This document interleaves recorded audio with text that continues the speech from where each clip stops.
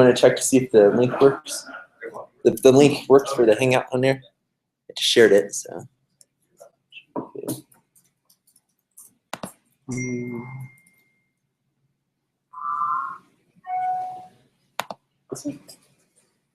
Okay. All right.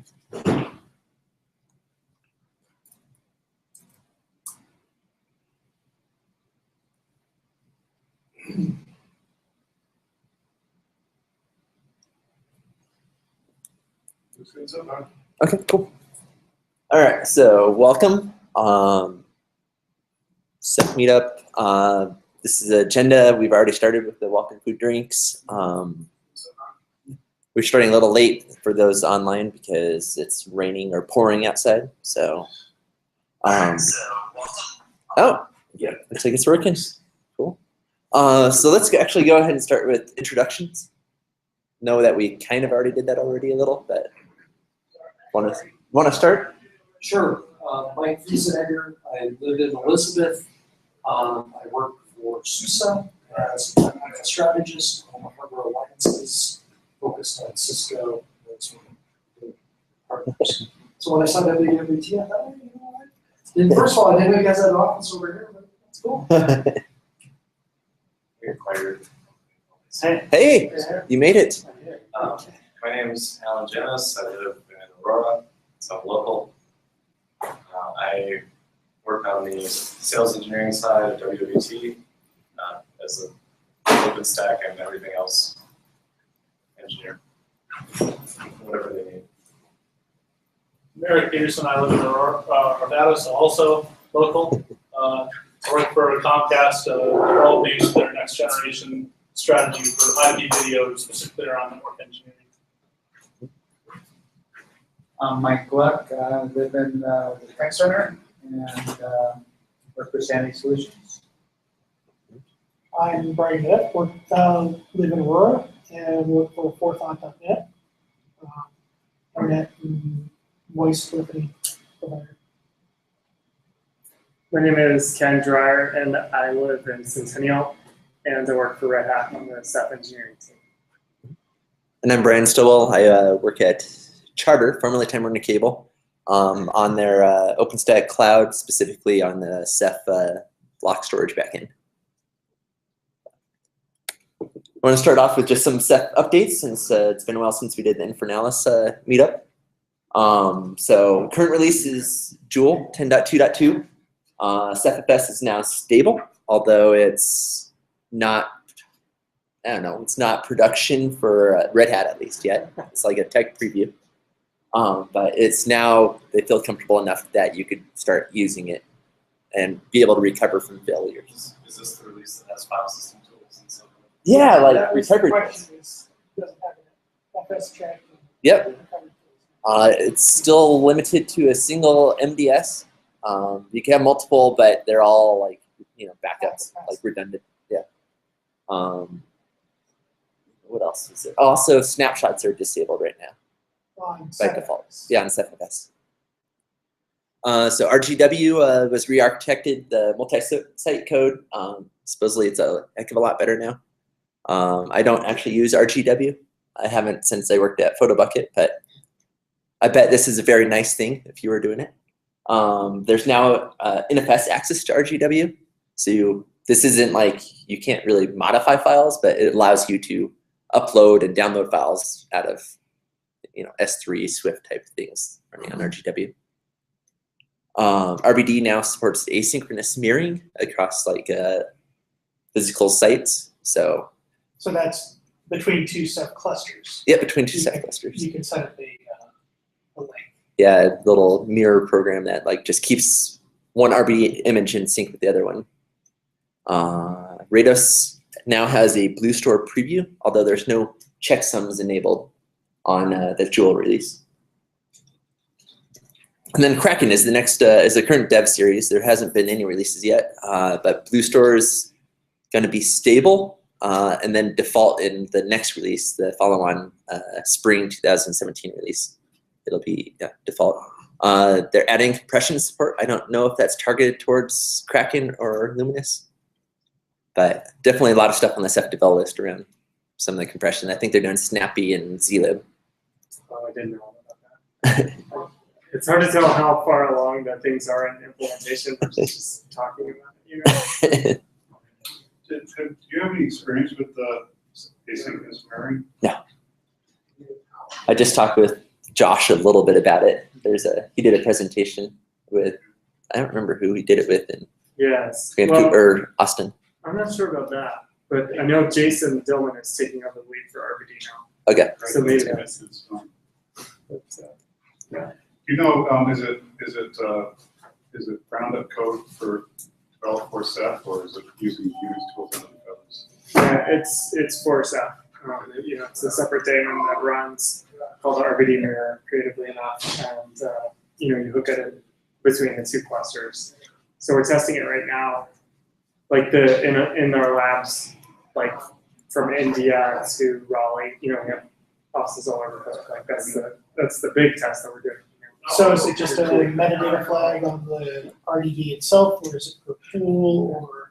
I'm not sure, but I think it's a former. I'm not entirely sure of that. I think it's per image, but Yeah. Yeah, then it would be. seems some like you could do a group of them. Some feature flag for the RDD. And then they're working on modify update support for erasure coded pools, so that way you can actually use it as an RBD backend, for example. Previously, you cannot modify objects that already existed. So that would be erasure codes without the cache layer in front of it. right. So, and this is the talk is more some about what I found doing a Ceph performance tuning, like coming up, but also it's like feel free to bring up anything you guys have found. But I want to go over the top thing you do whenever you're doing performance tuning is you have to benchmark. So you got to know where you start, so you know how well you actually are improving things. So one of the main tools is Rados Bench. It's built into Ceph. It's pretty limited, but it still gives you some pretty good information.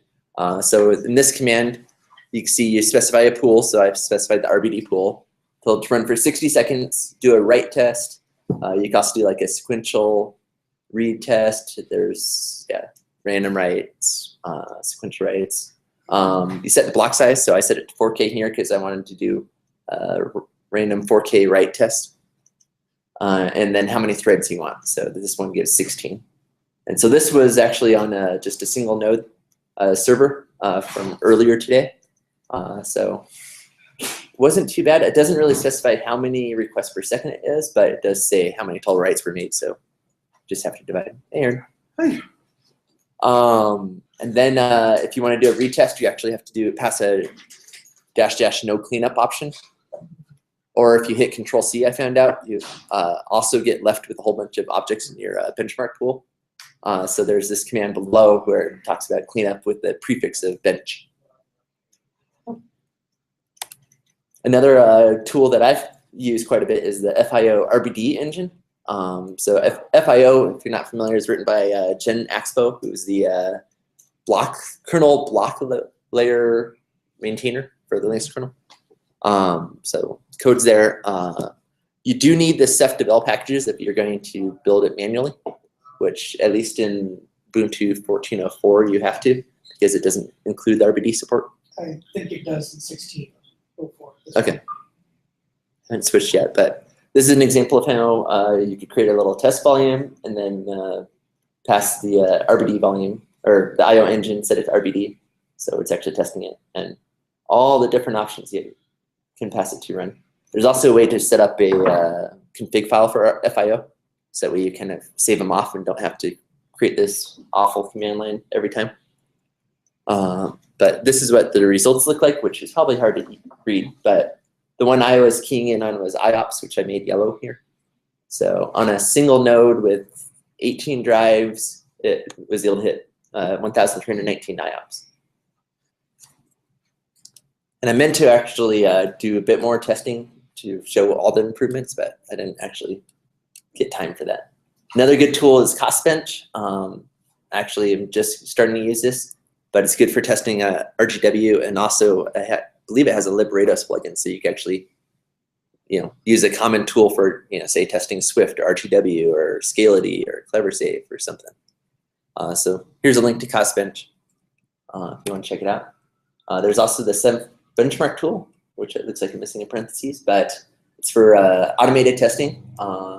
There's a great talk that Kyle Bader at Red Hat did recently that you could check out. But you can use this for just setting up, like, I want to test all these options, and it takes care of creating your cluster, testing the options, recording the results, destroying the cluster, building a new one, doing a different set of options, storing the results. So I haven't used this yet, but it definitely, if you want to do a lot of tuning, I could definitely see it being handy. So one of the things I found when you are benchmarking is to start with just a single node cluster install. So basically, instead of starting with the full cluster where you're testing like everything, you want to iterate a little bit quickly. This is kind of like a building block for your entire cluster. Removes the networking from the equation. So you can test that separately and then grow from there, so you can see the effect of your networking once you start expanding from one node to, like, 3 nodes or something, or 50 nodes. It also can be a good way to test your disk controller limits.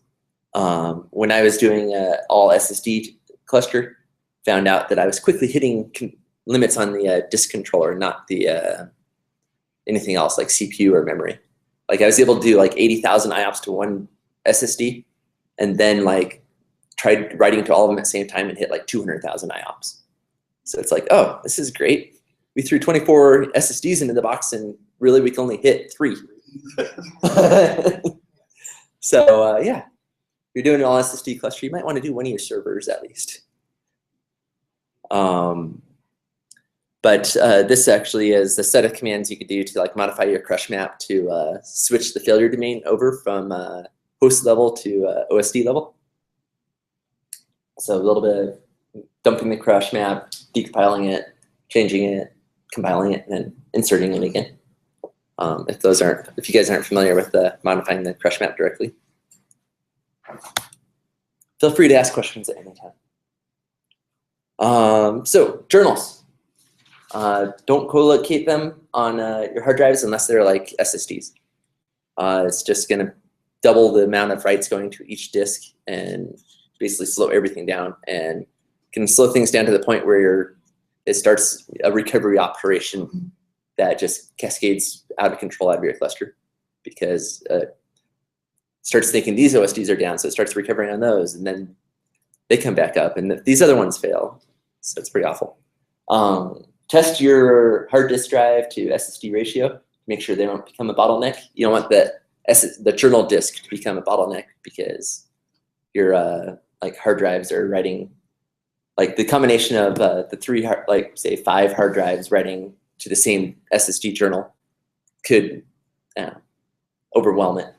So we actually. Are you saying 5 to 1 is a good ratio? We did 3 to 1. Intels. Yeah. Enterprise SSDs or? Yeah, these were enterprise SSDs. Intel PCs. So we have a cluster at Charter that's using 10K SAS drives. So we actually had to deal with a lower ratio because they were working a lot faster. I probably should revisit that just to see if like 4 to 1 would be okay, but for now we've built it with 3 to 1, so, and it works great. So there's actually you want to actually ensure that your SSDs have good direct I/O, because to ensure data reliability, that's what the whole purpose of the journals are. It has to use direct I/O, so that way it makes sure it hits the disk before acknowledging the write. And Sebastian Hahn did a blog post about this where he tested a whole bunch of different SSDs and found some of them are absolutely pitiful. It does seem that he updates that post quite a bit, because there's been additional drives added to it since then over the years. That's good.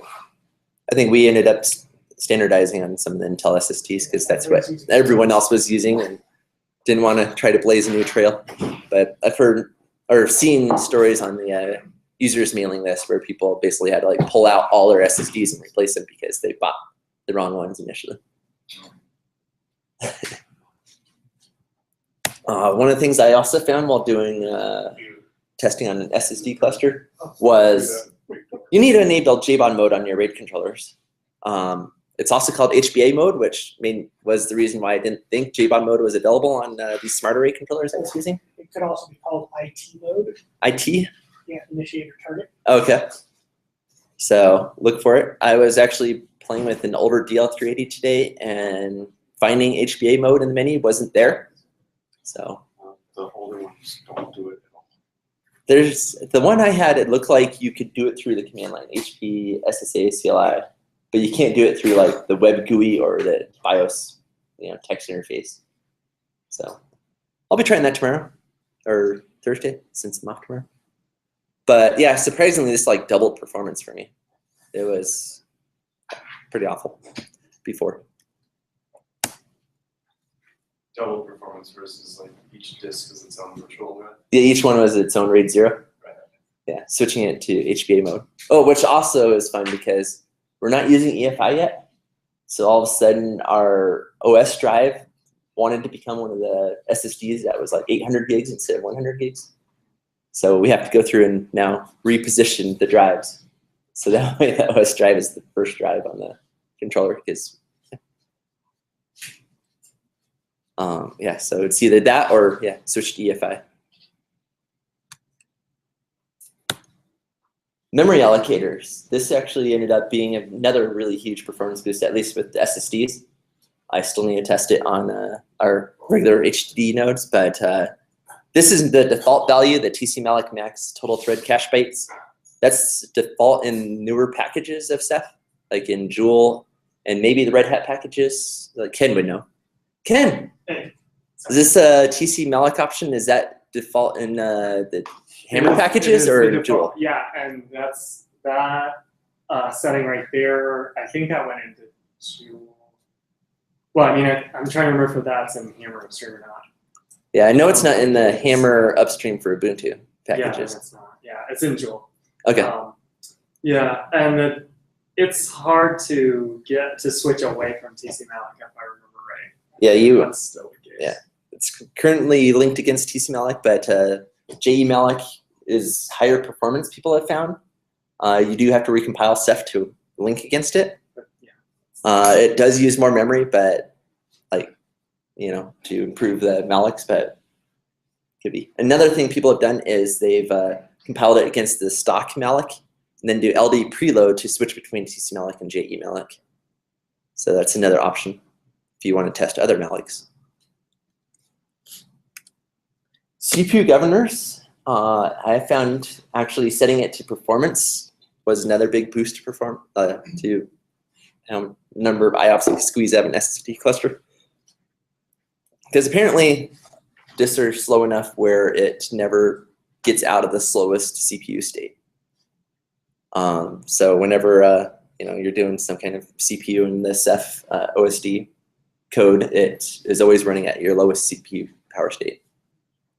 So I don't know of a way to get it to go faster, except for setting the performance mode. But then again, your data center guys may not like you as much if you also set all your Ceph nodes to performance.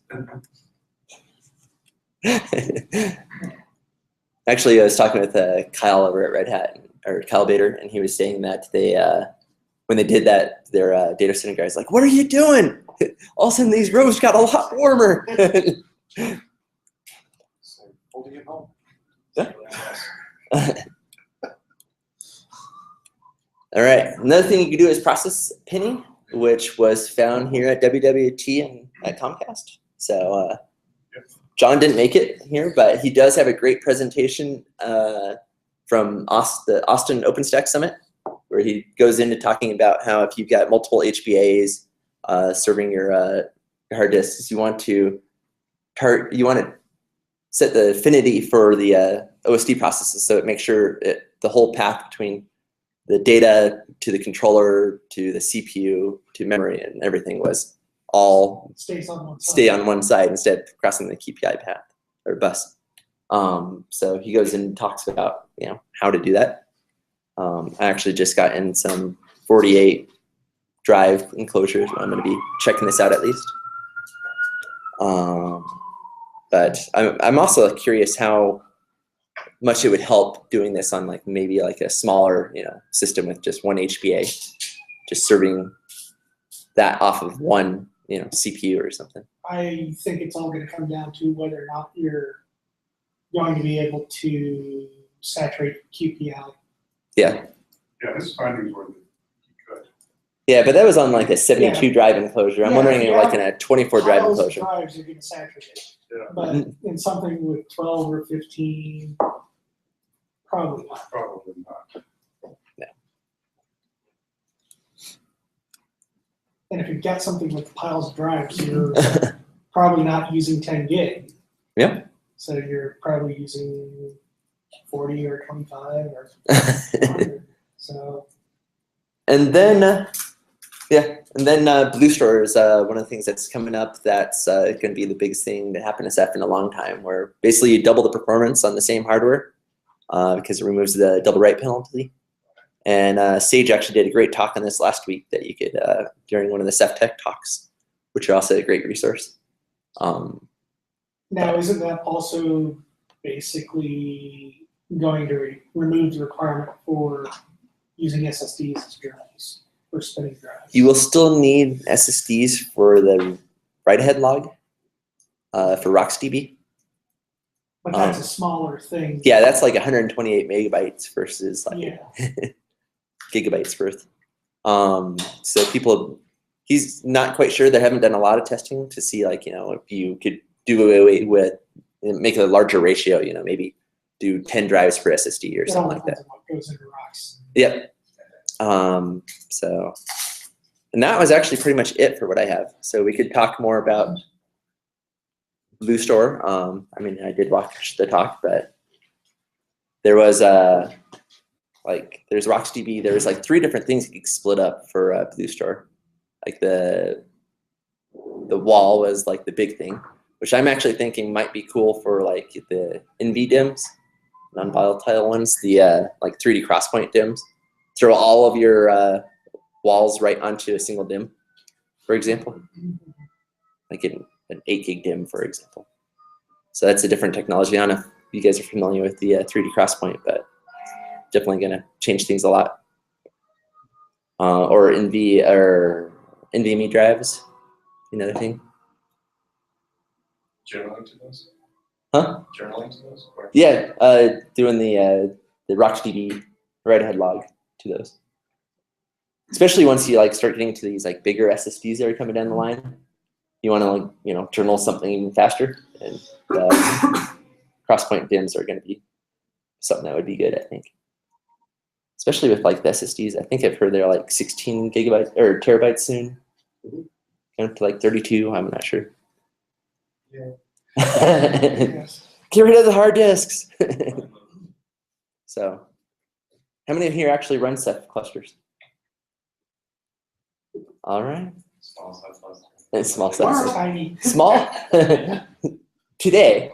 What about tomorrow? Could you put the slides online? Because there's some YouTube videos that I haven't seen yet. On Oh yeah, cool. I'll do that. And there'll be a YouTube video of this as well. So. There you go.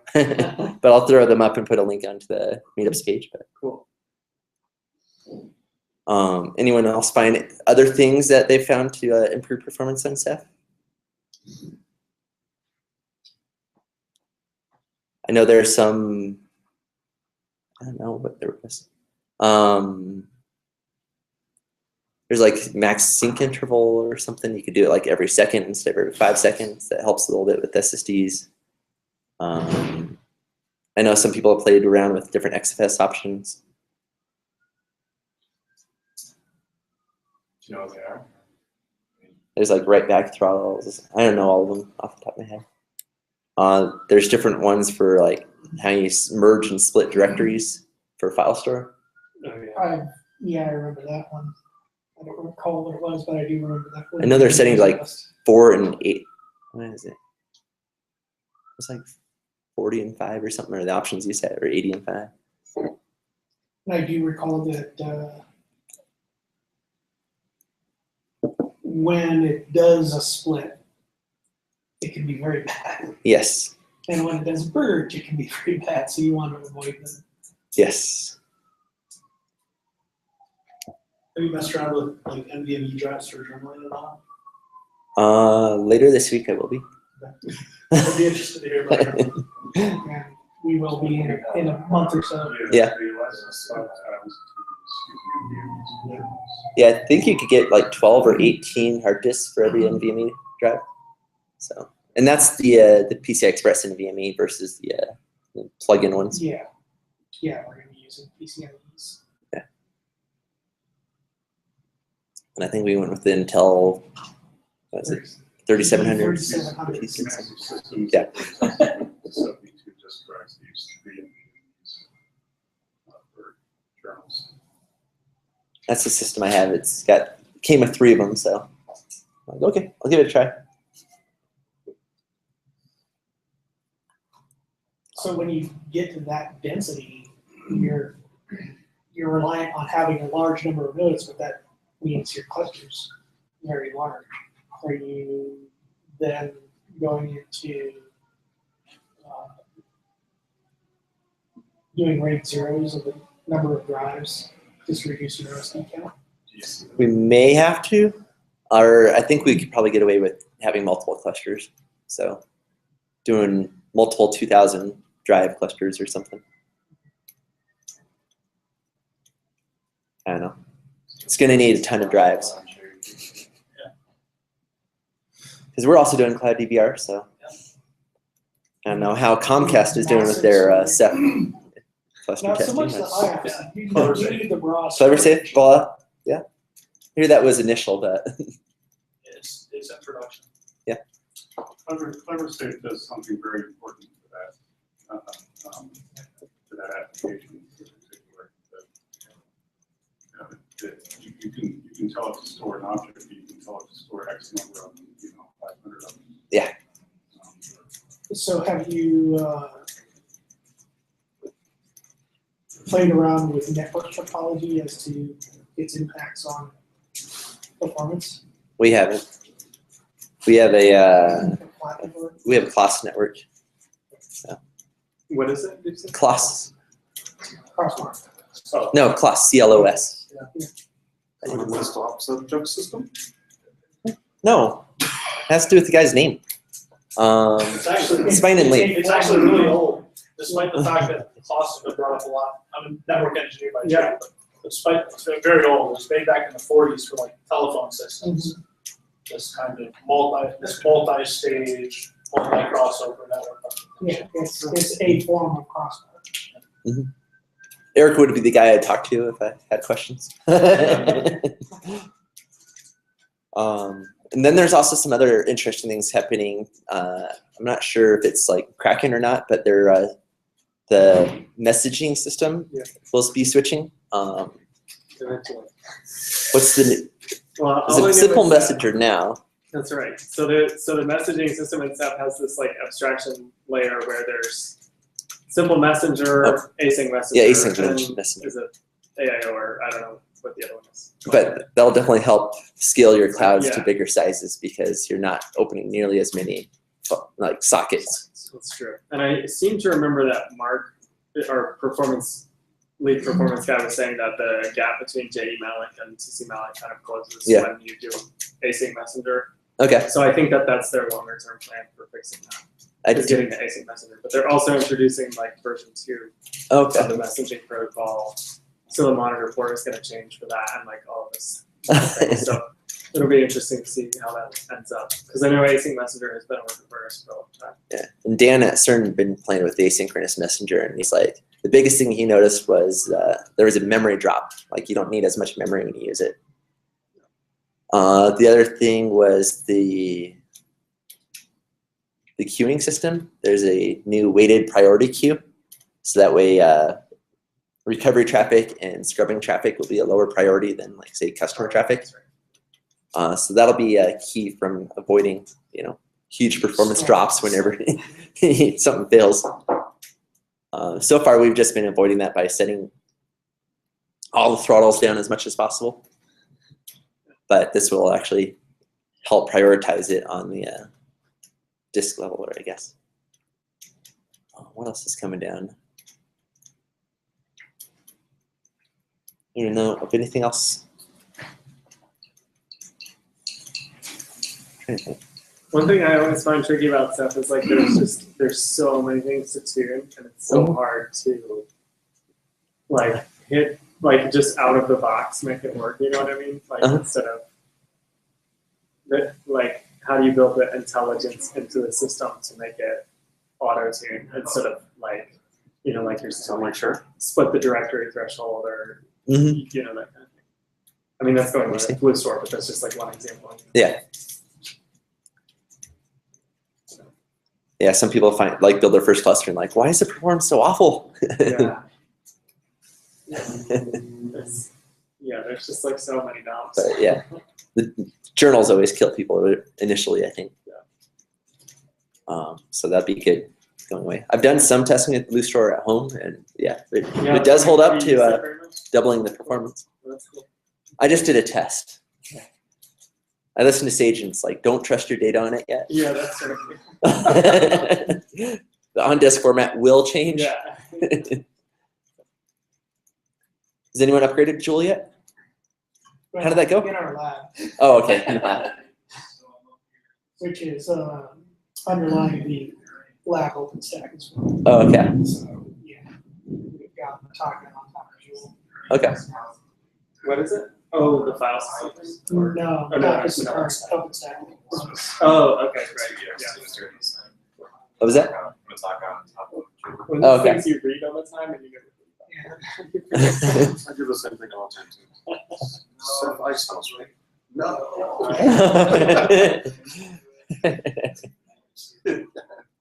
Did you change the ownership stuff to the Ceph user?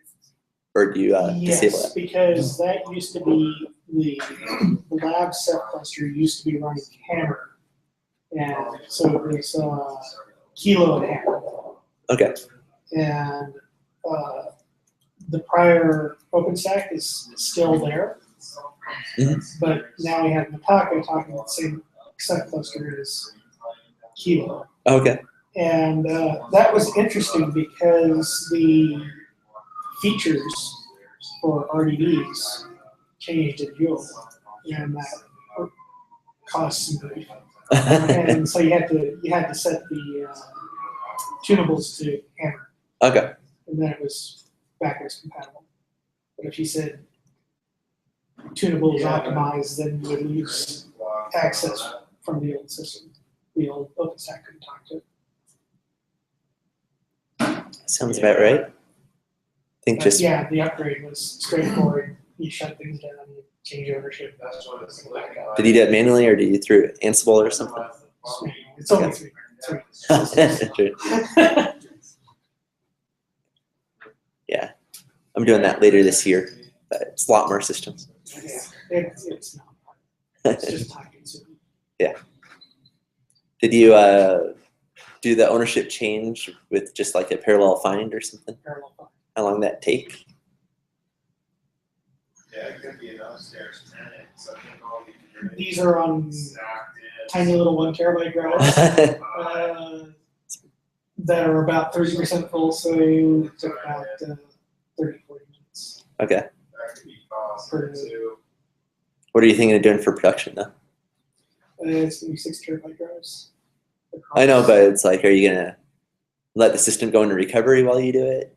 No. Yeah. Set no out? No out.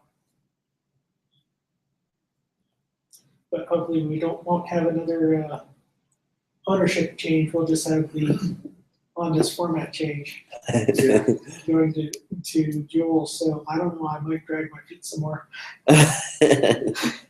Yeah. Well, Blue Store will require like a complete rebuild of every Ceph node. So. Yeah. Well, should you be able to do that per node? Yeah. Or is it going to be? It'll be per node. Okay, so it'll just be like any other upgrade. You'll just have to destroy your OSDs. Yeah. Wait them out and then bring them in. No, it's going to be an actual removal from the Ceph cluster. Yeah. It's not just take the OSD down. It's just got to move on the other stuff. Yeah, I think we were thinking doing like 5 at a time or something. That makes sense because downstairs, the cell phones. So what's new in SUSE doing with Ceph these days? So we have our SUSE enterprise storage product. Version 3.0 is based on Joule. Okay. And so much of what you're talking about is Joule. Because I'm on the hardware alliance and not in the engineering side, I don't know all of the details. We've got a guy on my team that is the Ceph guy. I'm the OpenStack guy. But I'm actually got several Cisco 3260s sitting in a lab waiting for testing on it. So this is good information. Cool. But yeah, a couple of links I provided, like I should have provided one for, there was a Ceph Days in Switzerland, where Sage did a really good talk about what's coming up in Ceph that I found really interesting. So is anybody using an iSCSI gateway for anything? You know, SUSE is a big contributor to the iSCSI gateway for Ceph. We haven't. We're all OpenStack, so we just use RBD. Just plug in RBD. Yeah. Where do you find customers using that at? VMware. VMware house. Okay. Ones. Yep.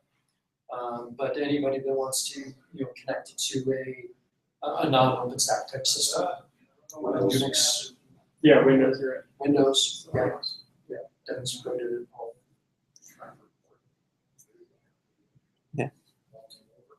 Ken, what changed with packaging? Well, I mean, I think You broke it funny. apart a little bit, didn't you? That's true. Yeah, we did finally break it apart, so that way packages are a little bit slimmer now. So you can install only the monitor on your monitors or only the OSD on your OSDs. And that has a couple of advantages. One is that containers are going to get smaller. So when we start doing things like making Docker more prevalent, those containers are going to be smaller. It's going to be easier to deploy, like security-wise. Just everything is going to be a bit simpler. They're breaking that down. So you were mentioning the NFS stuff, which that's what I've been working on packaging recently, where like there's two, I don't know, we learned this a couple of weeks ago. there's actually like two interfaces for NFS. So you can there's like the Ganesh NFS v4 server, right? And you can plug in like either RGW or CephFS into that. Okay. And RGW1 is fairly new. But I think that's what you had mentioned on your slide there. Yeah. So I know like patches are still leaning on that one. But yeah, package split. The CMake build stuff, I mean, that's not like user facing, but that's like a huge and that's going to really speed up builds a lot, which would be nice to iterate faster. So it's always about how do we land more changes faster. So. Okay. Do you know much about Ceph Manager? Oh yeah, that's right. John Spray was working on that. So there's Calamari, which is like the initial kind of like manager for Ceph with the REST API. It's a Django app. And the problem with that is it was initially not open source for a very long time with ThinkTank, and then like Red Hat did open source it, but like they just didn't put enough resources into it. That's the unfiltered version. So, but yeah, it did fun for a really long time.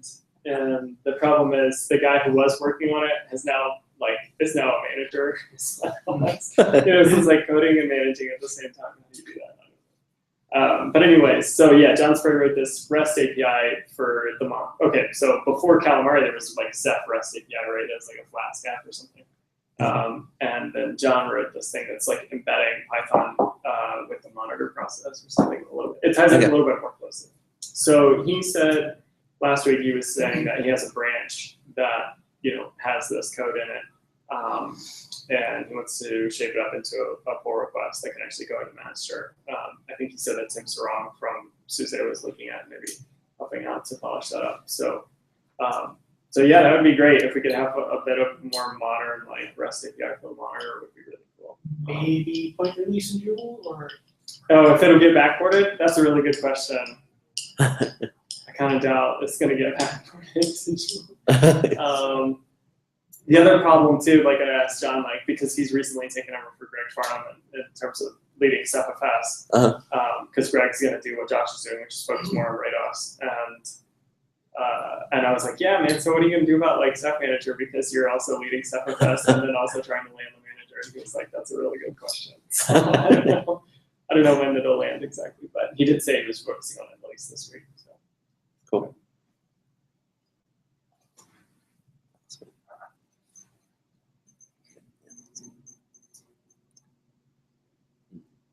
And another question, can't think of it.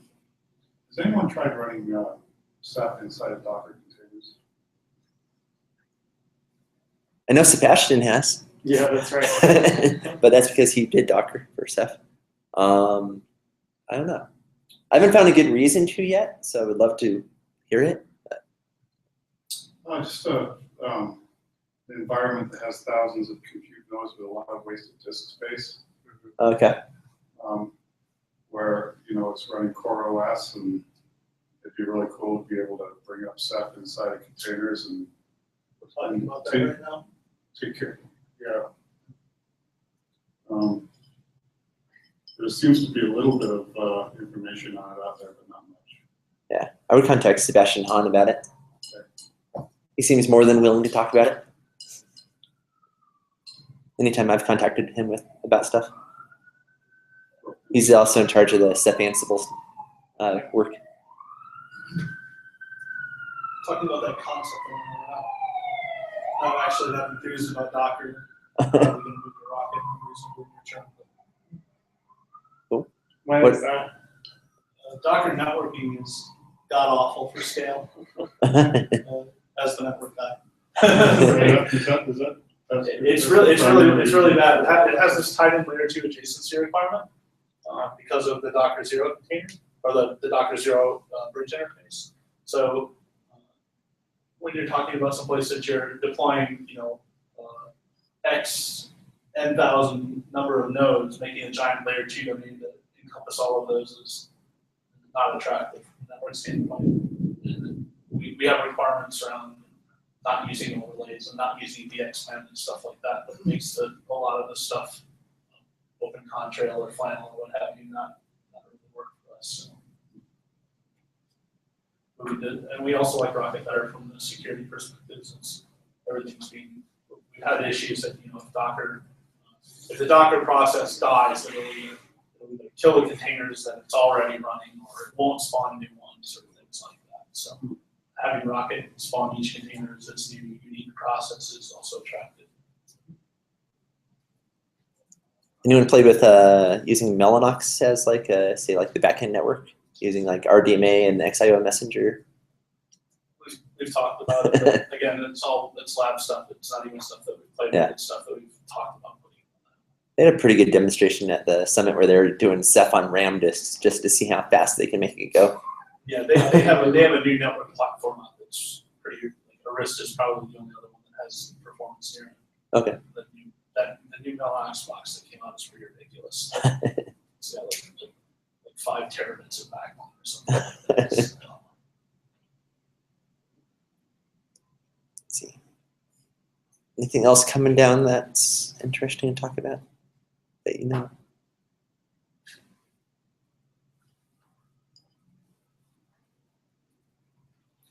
You're 30. You're 30? All right. Well, I'm going to go ahead and stop the broadcast. But Thanks, Brian. yeah, thanks. Thank you. I can find my Oscars. There we go.